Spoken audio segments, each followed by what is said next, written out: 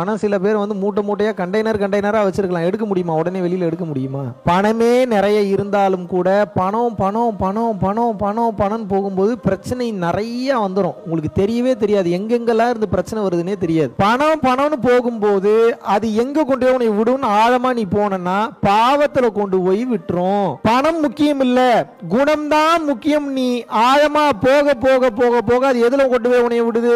புண்ணியத்துல கொண்டு போய் விடும். ஏன்னா குணம் அப்படின்னு இருக்கிறப்போ எல்லாருக்கும் ஹெல்ப் பண்ணணும்னு நினைப்பீங்க, சப்போர்ட் பண்ணணும்னு நினைப்பீங்க, பணத்தை முன்னிறுத்த மாட்டீங்க. பணம் மட்டுமே நோக்கம் போறப்ப எத்தனை வட்டிக்கு அவன் கடன் வாங்கினாலும் பிரச்சனை இல்லைன்னு பாப்பீங்க.